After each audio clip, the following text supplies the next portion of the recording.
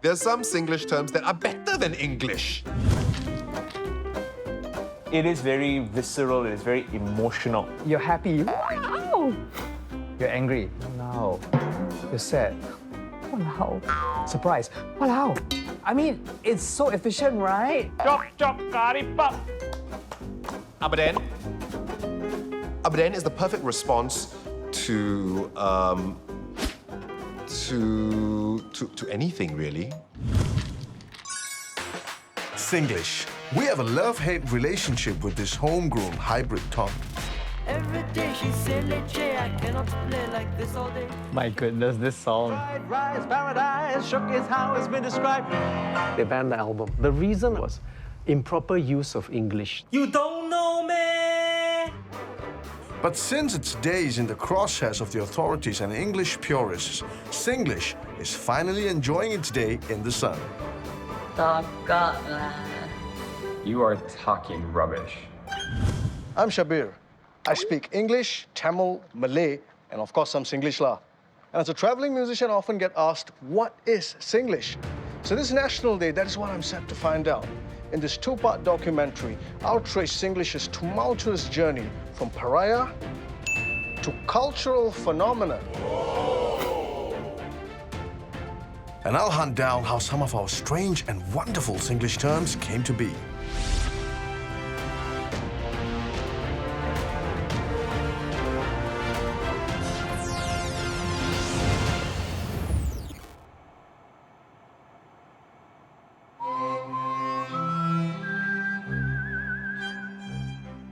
I'm at one of the most Instagrammable places in Singapore.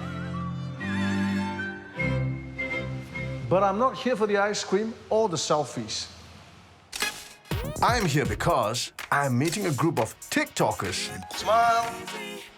You crazy, dude. Nice.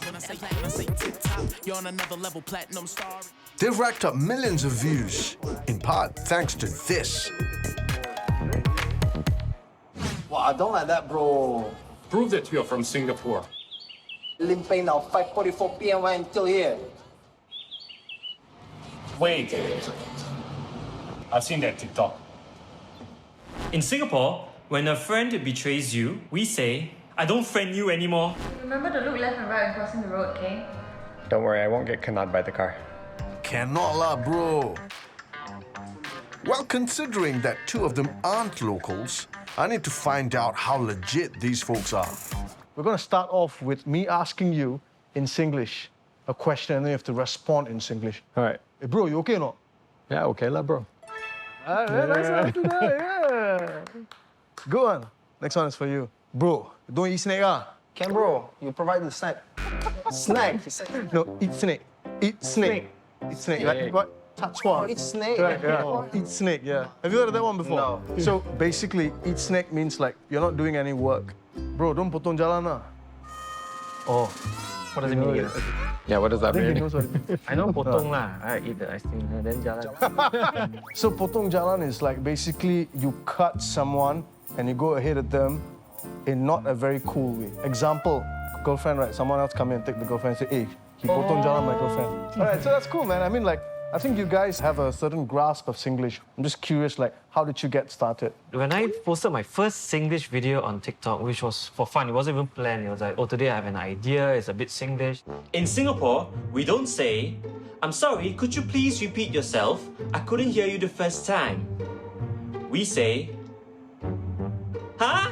2 days later, I checked it out, I was like, whoa, it's like 100,000 views. It's a simple 15-second Singlish video. That's the one that came to 1 million, huh, eventually? Yeah. So I was like, okay, maybe there's a pattern here. And so every week I started making at least one Singlish video. I don't friend you anymore. Here's some words I learned today in Singlish. Is it? Really? There's so many things I don't understand. Like, even to this day, so many words that I have no idea what they are. Want to die, is it? You're asking for trouble. Singlish is also quite compact and short form, I think. Yeah. And I'll ask my friends and they'll have like different explanations. So I'm like, actually, I'm just gonna ask the internet. Like, if I create a video, if I create something about it, people can just correct me, tell me when I'm wrong. In TikTok, when you type in Singlish, I think you get like what? Over 60 million views just for that subject, you see. You think there's something else going on here? Because Singlish is so versatile. Like example, if I post a Singlish video about, example, saying siam, like asking someone to move away, people will comment there's also like 100 different ways to say siam. They'll debate in the video and then it drives the engagement up. There are more than 2,000 videos on TikTok featuring Singlish, and collectively they've hit more than 60 million views. If that's anything to go by, it just shows how much interest Singlish is generating. And it's even caught the attention of scholars in academia. One word in particular has invited scrutiny from linguists worldwide.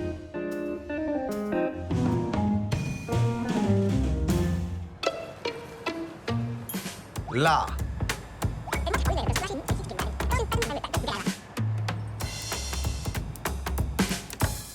How would I explain la? Okay, la is a... Wow. I never actually thought about it. That's like impossible. like that la, see la.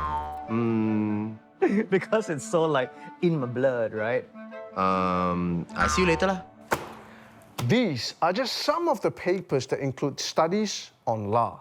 And the person that I'm about to meet hasn't just read all of these. He has even written 100 pages about the word in his dissertation. How do you define la? What's your definition? It's complicated, right? This is not Hokkien la we are talking about, right? This is not Malay la we are talking about. This was Singlish la. I feel that la works to indicate that whatever the speaker says directly follows from other things that the speaker knows. If I have two different situations, one in which I tell my friend, come to the party, right? The other one when I tell my friend, come to the party, it'll be fun. Yeah. Which one do you think is weaker or more persuasive? I mean, come to the party, it'll be fun, it's more persuasive. Right? Yeah. And in both cases, you have exactly the same command, right? Come to the party. But the second one provides the reason. So come to the party lah is like, come to the party, it'll be fun. I'm telling my friend that this directive directly follows from other things that I know, which is that it'll be fun, you'll have fun because I know you. Ah, mystery solved.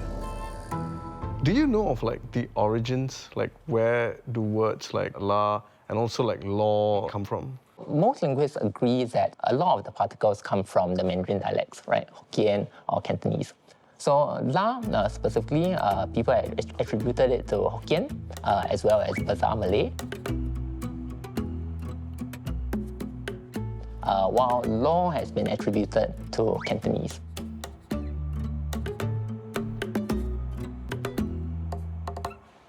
Now I know where la and law comes from. But what about the origins of thousands of other Singlish phrases we use? Such as these. Last time, policemen wear shorts. Huh? I catch no ball. You, hey papaya. I wonder what phrases you want to know about. So, I'm conducting a poll. Wow, sure. So let me know in the comments which Singlish words you're curious about, and I'll help you find out their origins.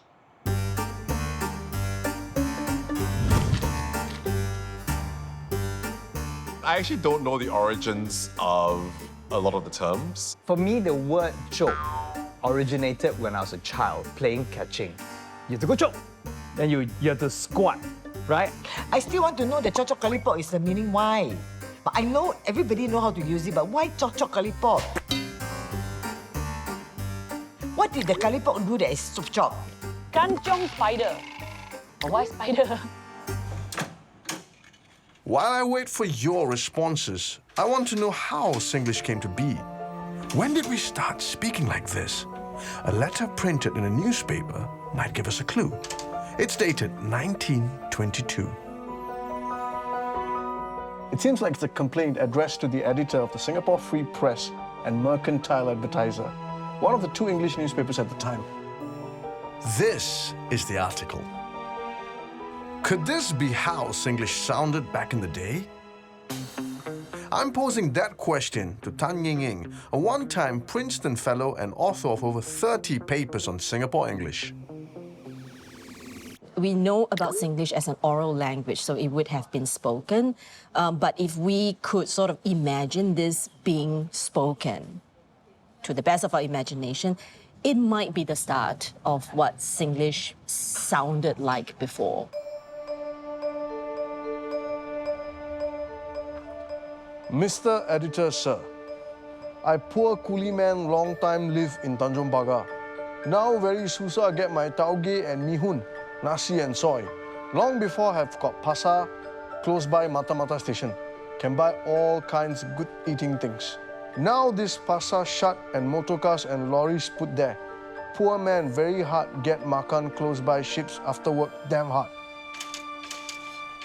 So we first had the original Malay inhabitants on this island, and then of course the British came, and with that we had the Chinese coming, and then the Indians coming from India. And because of this mix of people and things needed to happen, because people needed to trade and people needed to work together, that this kind of communication took place, and then Singlish came about as a kind of a mixture. So Singlish did not come out of English. In fact, Singlish came out of Bahasa Malay, literally meaning the language of the market. This is how Bazaar Malay sounded like. Anda di mana pelajar bahasa Melayu? Tuh di sini Singapura juga. Di Indonesia. Pergi balik pergi sini dekat Indonesia lah. Dua-dua mau campur. Baru boleh cari makan. Bazaar Malay, as its name suggests, was predominantly Malay with smatterings of Chinese vernacular.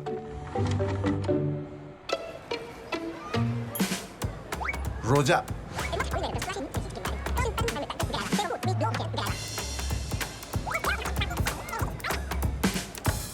But how did English come into the mix? English came about because of post-independence language policies. Administratively, politically, it's the medium of education in schools. So with that, everyone's speaking English. Whether you like it or not, you have to learn it in school. As a result of that, Singlish today is very anglicized. That's also how people have talked about Singlish today, right? That, oh, it's bad English, it's corrupted English, or that is English spoken by people who are not terribly well educated.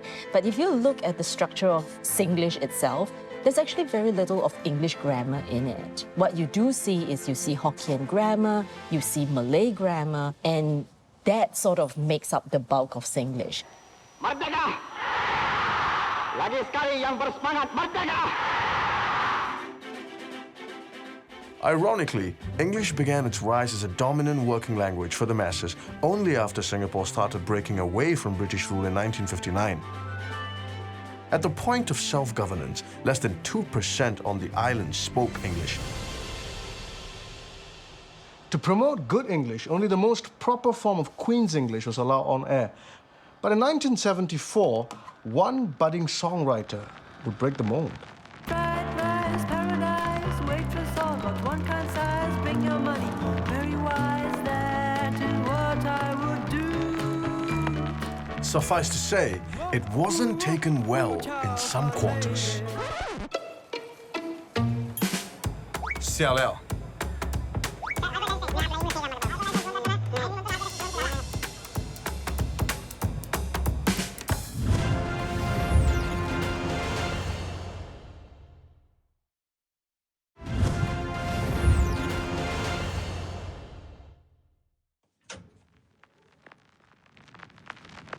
Every day she said, "Jay, I cannot play like this all day."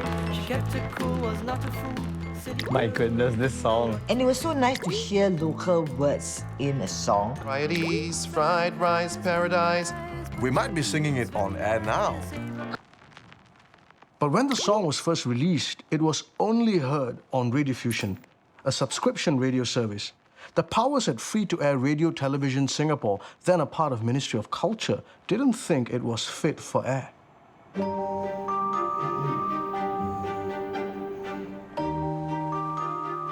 That rebel songwriter that so offended them was just all of 17.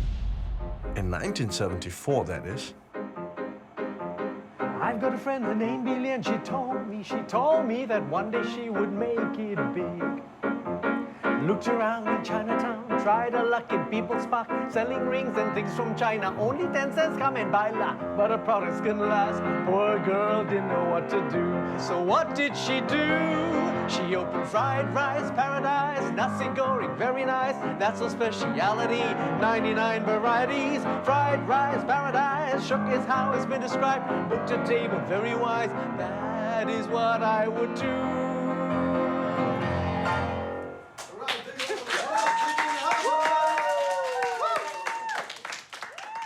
How did you feel when you found out that Fried Rice Paradise was banned? So I was a little bit disappointed, but I was just quite scared because this seemed like I committed a crime or something, So the subject I chose was food because I thought, okay, that's something that we all love. Chow fun, baby. Yeah, chow fun, baby.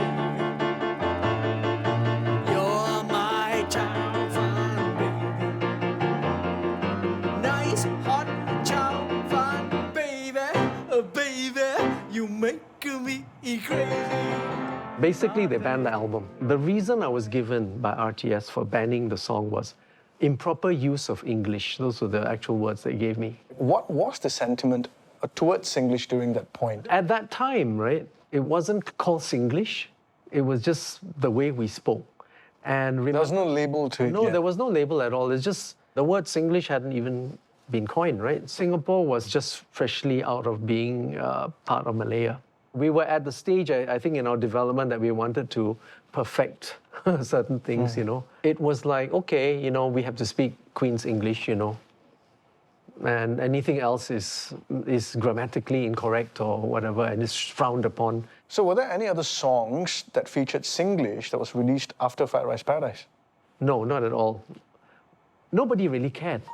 The Singapore public did not care about our identity because I would say from all through the 70s right into the 80s, the whole focus of Singapore was development, was trying to get out of third world status.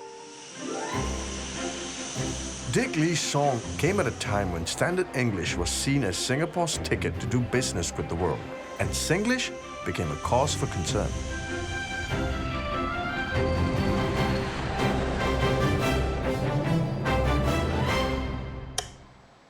The English that we are beginning to hear our people speak is a very strange Singapore pidgin, a Singapore dialect English, which is not ideal, which is the best for the time being, and which we can improve upon if we concentrate some effort and considerable resources. Native English speakers were called in to teach Singaporeans a brand of English that could be understood across the world. While these reforms were underway, Jonathan Webster, an English literature professor at NUS, wrote a letter to the newspaper in support of a Singapore English with local flavor. The letter sparked a backlash from the education minister himself, but it wasn't just a top-down reaction. Even teachers wrote in to express their displeasure. Dr. Webster, we thank you for your concern, but we do not need your advice or interference with our educational objectives. Ms. Ivy So, Lecturer, English Studies Department, Institute of Education. I'm calling the man who sparked the debate, Jonathan Webster. When he wrote the original letter in support of Singapore English, the American had only been in the Republic for 5 months. Why do you think the response to your letter was so strong? Those who were in education and some political figures may have felt that by acknowledging that that there's a Singapore brand of English that can be considered a standard form of English, it could lead to a sort of a slippery slope. So to sum it up, any deviation from what was considered standard English, they had a certain disdain towards it.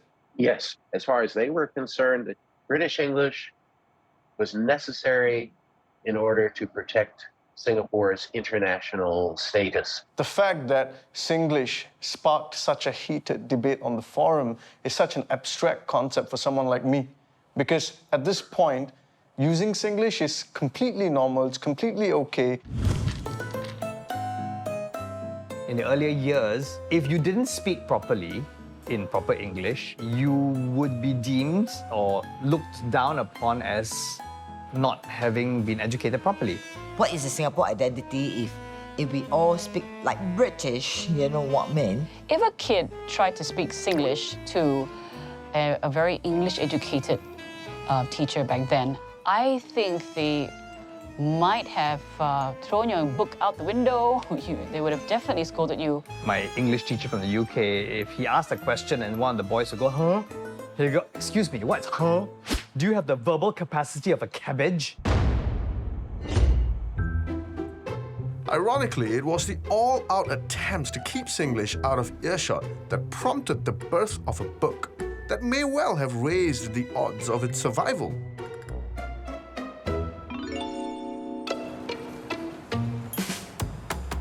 Hey, Gundu.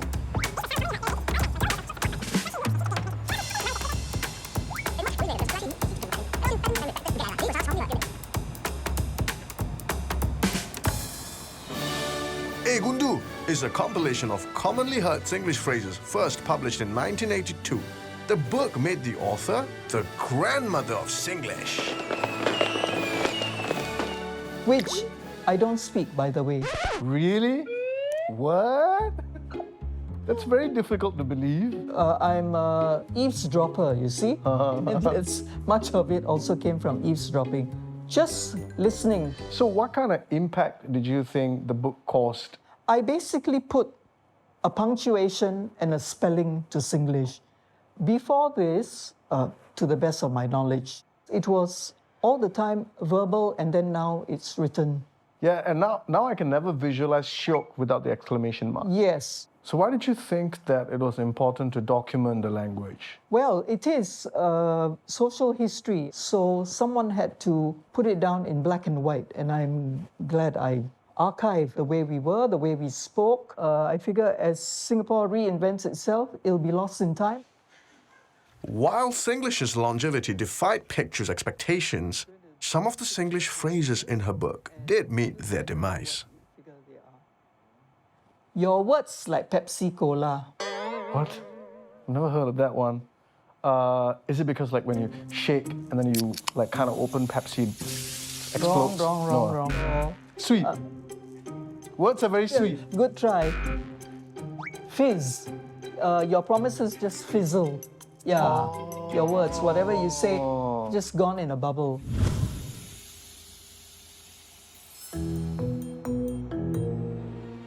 I bingun today lah. Oh, it sounds like bingit, which is like pissed. No. No, okay, well, let me try. Tired, exhausted. Yeah. Yeah. Not bad.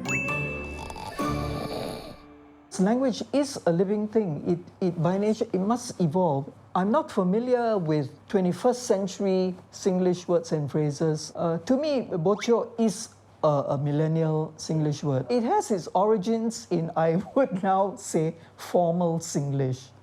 Why you never call me? Yeah.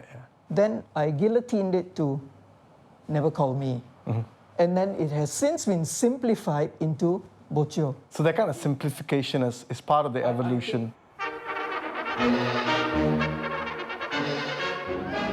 Funnily enough, despite the government's objection to Singlish then, it was one of the most regimental of state institutions that became an incubator for its continued evolution and growth. An institution that every Singaporean male gets conscripted into at 18. A ritual we call National Service, or NS. SOC, sibei jalan, IPPT, lagi worse, every day, doing PT, with my rifle and my me.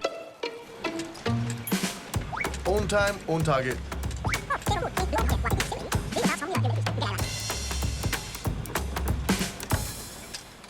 I have no idea why I made this transition from like speaking English with a New Zealand accent and then now speaking Singlish. Oh yeah, I went to the army. Why? Yes, I think the army is the place where a lot of people started just picking up Singlish, even if they never spoke it before. Recruit! Hey! Counting your cock hairs. Oh man, the first time I heard that, I was like, oh. Can you don't blur like sotong, okay? Wake up your idea, huh? Otherwise you'll be running around like kanchong like a spider like that.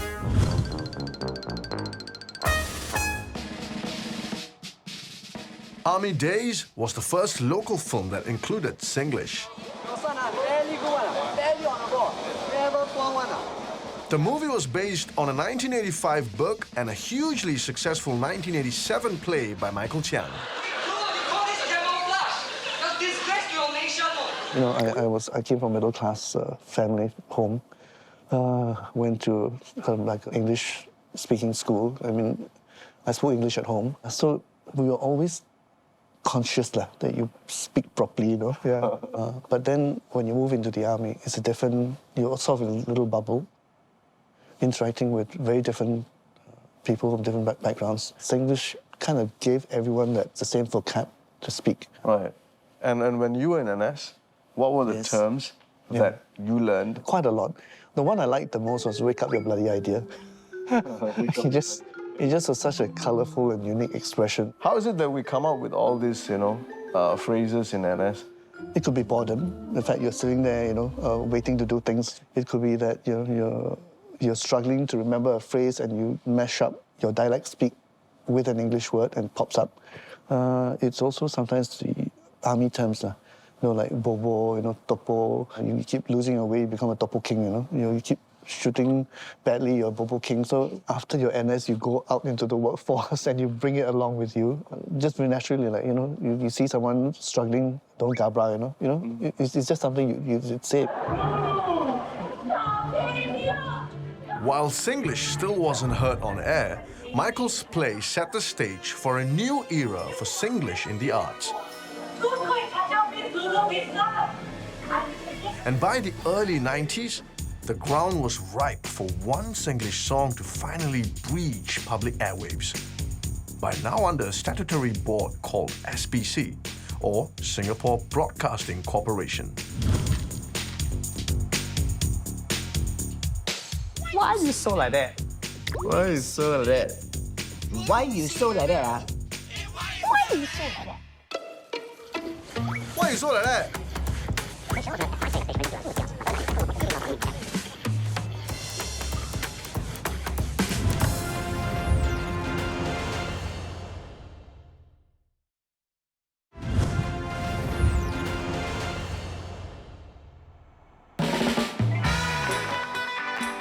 Just days ago, I conducted a poll.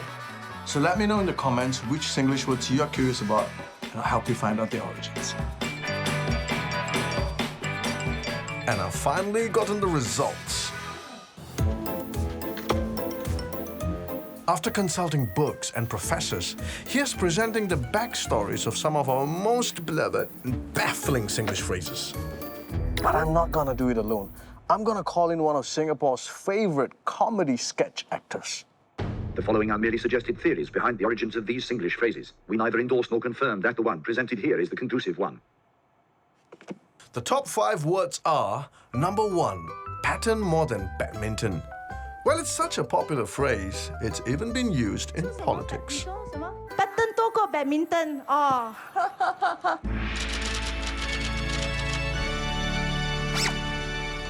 It might have originated because of the flashy moves in a heated game of badminton. And well, since pattern rhymes with badminton, you get the idea lah. Number 2, steady pom pipi. Pom came from poon, which means blow in Hokkien, while pipi is simply... These were sounds commonly heard during the 80s and the early 90s when blowing whistles showed support for a team. But it's evolved to mean someone is calm or collected. Very tired already. Number 3, kancheong spider.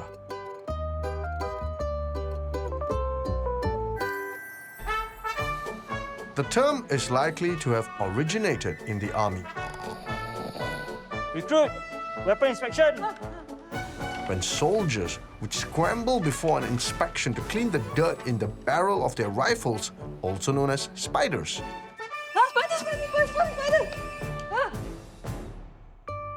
Number 4, Abu Den. It's a phrase that surfaced in the 1980s. So auntie go to the fish market, you know, to buy what? I buy fish. But then? Huh? But then? And a deliberate mispronunciation of but then? What are you talking? But then lah! Oh, I say properly lah! Number 5, Walao. It's a polite variation of a vulgarity used to describe a specific part of the male anatomy. You know, the bluebird.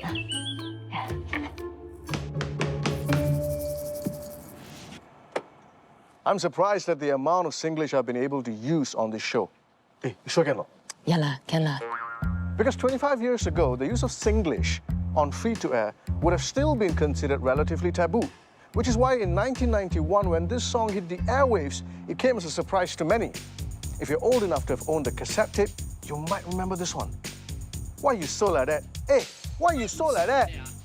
I let you copy all my songs because you always blur. But when I try to copy back, you always call the song. Hey, why you so like that? Hey, why you so like that? What do you mean? Why you so like that? Hey, why you so I know this one. I always give you chocolate. I give you. I think this is from the early 90s. I mean, that's very long ago, right? I recall hearing it on the radio because I think it was one of the first, like, this is like really Singlish, right? Completely the syntax, all is Singlish. The song was not only heard on the radio, it also had a music video playing on TV.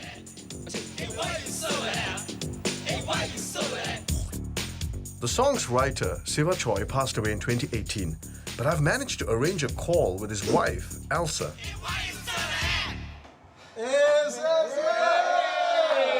This is Choy, the tribute band that performed at the Esplanade after Siva passed away in 2018. Now, Siva's wife is expecting my call, but she's not expecting this. Gentlemen, you ready? Yeah! All right, let's do this.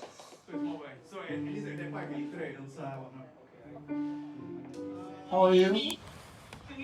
Yep, I can hear you. How are you? And I hope you enjoy this. What's that? Oi!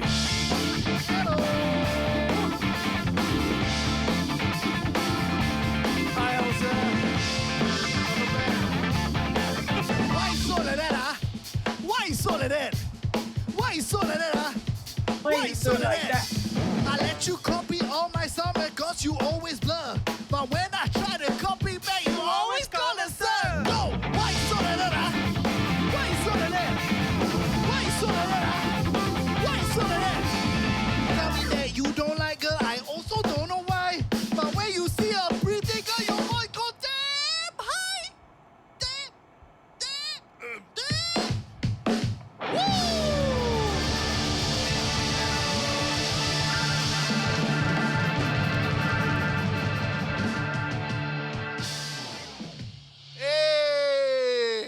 Yeah, let's do that, yeah? Woo!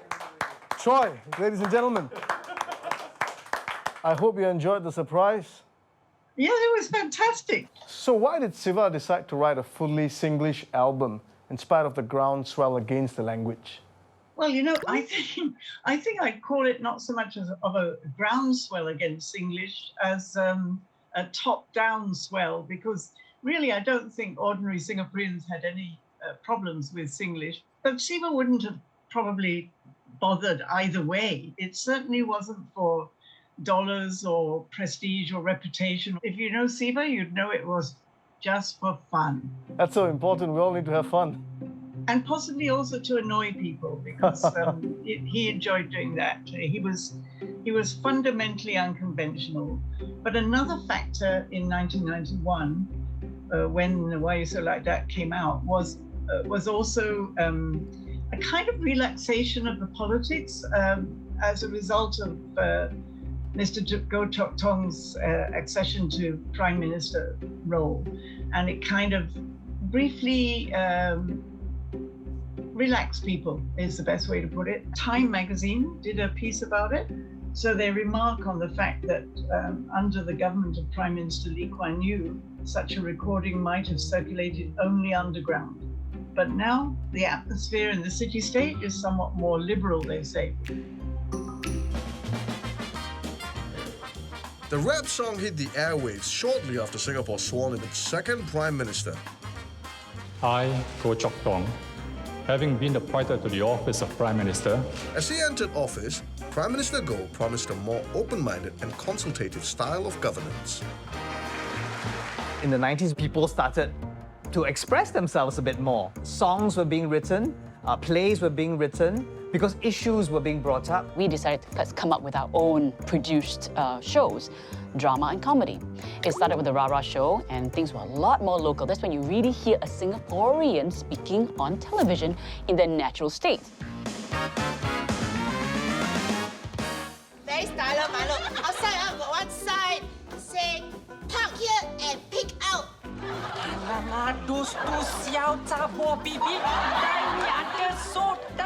Singlish got kind of like, pop, more hip. When you see local faces speaking the vernacular, the Singlishness of us, and it was just so good. It was so crazy. For us in theatre, Singlish became part of how plays were performed.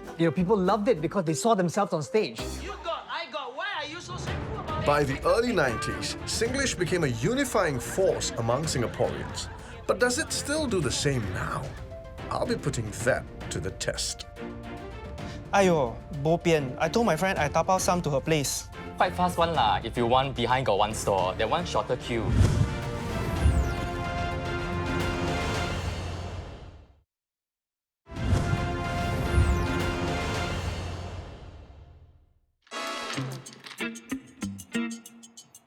I always want to speak Singlish to break the formality of an experience. You instantly form this alliance with the fellow Singaporeans when you speak Singlish. When you're overseas and you hear Singlish, there's some sort of like kinship,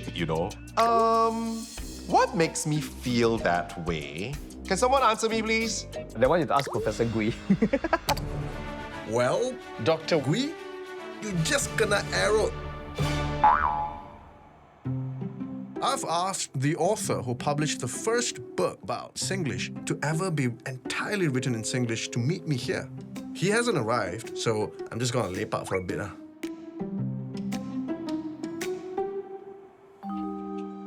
Hello, Shabir. Wait, is that God from the heavens? You think this is about Singlish, but it is really about you. About me? I feel so exposed. We have a quiz for you. Okay. First question, argumentation means what? A, the art of argument. Okay. B, the science of estimation. C, the skill of making jelly. D, combat-ration. The skill of making the science of estimation. Yes, correct. Yay! Second question, which line got a different meaning from the rest? Okay, can don't like that means don't do something. Yes. Don't like that can means don't do something. Cannot like that means don't do something in that way. So it's got to be can like that or not? B. Correct! All right. Wow. Third question. This one is for older generation Singlish speakers. Which isn't a Singlish synonym for horrible? Very horrible. I've never heard that word before in my life. Sounds like something from Harry Potter. Okay, since I've never seen B before, I'll go with B. B isn't a synonym for horrible. Wrong. It's C. B, very horrible, actually exists as a version of horrible. Which Singlish word got no Tamil import? Okay. Kokanadan. Ayo. Hampalang. Gundu. If I get this wrong, it's a national embarrassment. Okay, it's gotta be Palang. Correct. Well done. Which Singlish phrase came from a music video? Music video. Yeah, I think it's D. I've seen that video before. It's stunned like vegetable. Oh, is it? I'm so stunned like vegetable. My God, you are unbelievable.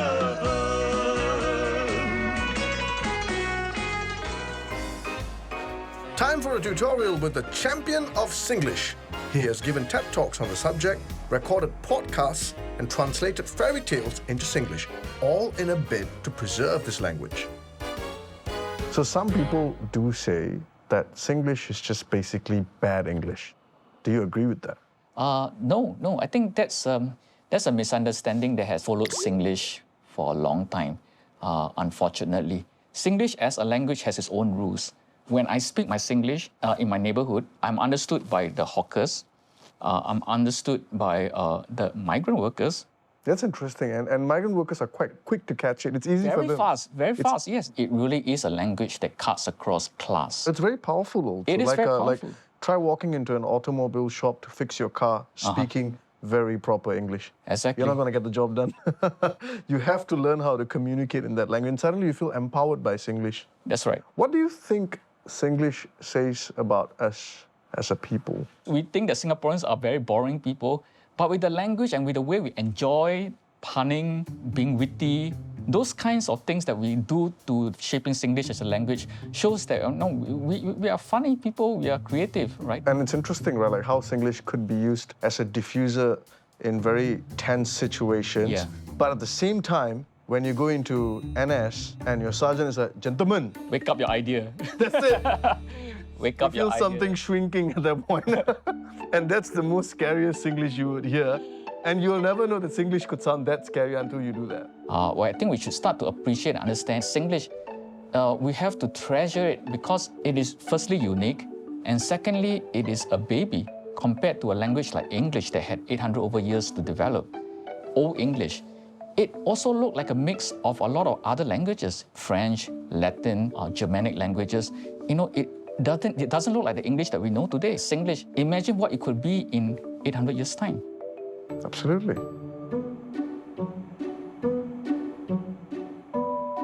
Singlish is a language that brought people together, and it still continues to do that today. But what I want to know is how effective is it as a unifying force? Hey bro, help me lah. Okay lah. Thanks lah.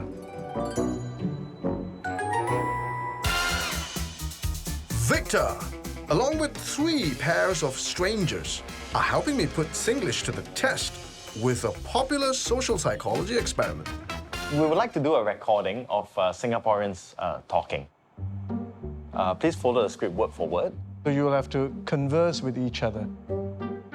The participants have been given a scripted dialogue written in Singlish. Hello, this one is the queue for the famous char kway teow, is it? Yes, long hor? Wow, very long sia. Ayo, bo pian. I told my friend I tapao some to her place.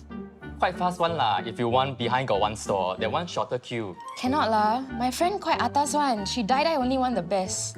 Oh, then yeah, this one really damn shiok. If not shiok, she'll kena one from me. But what they don't know is at the end of this, they'll each be given $10 and the power to decide whether they want to share it with the stranger they just spoke to.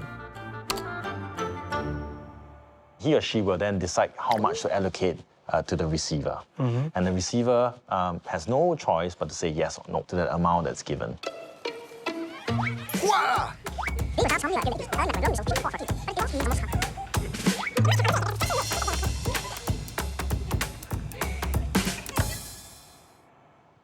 So earlier, the participants were assigned different rooms and given $10 each. Now they'll have to decide how much of it they want to share with the stranger they've just heard, but never seen.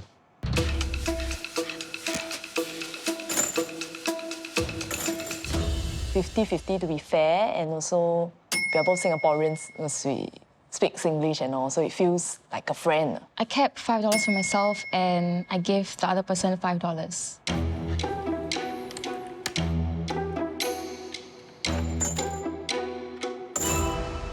And I gave actually half, which is $5 to my recording partner.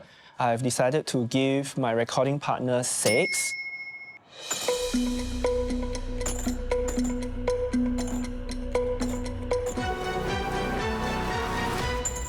So I was given $10. I chose to give my recording partner 5. Oh, I give her everything. Out of $60 on the table, a total of $36 was shared. That averages out to $6 given per person. So based on the results, how much of a difference does speaking Singlish actually make? So the international average, right? If it's an anonymous test where the giver and the receiver don't know each other, we found that they give about 30%, or $3 in this case. They gave actually $6. So do the results suggest that when we speak Singlish, we tend to sort of trust each other more and like each other more? Yeah, speaking the same language, it's a marker of identity, it's a marker of citizenship, so that closes that psychological distance. And if I'm close to you psychologically, I'm more likely to be more generous to you. Love it or hate it, Singlish draws us together in more ways than we might realize. Perhaps that's why the numerous attempts to stamp it out could not stop it from dominating the airwaves by the late 90s. BCK Private Limited, best toilet in Singapore and JB. Through the 90s, Singlish became the lingua franca for comedies. TV sitcoms like Phua Chu Kang became prime-time hit shows. Choy! But then, Singlish became a victim of its own success and a target of a sudden nationwide clampdown. Students are picking up catch phrases like, don't pray, pray. I was quite shocked that we were singled out. I never thought Singlish was a problem. Why are we whitewashing who we are, our identities as Singaporeans, how we speak? Mati liao.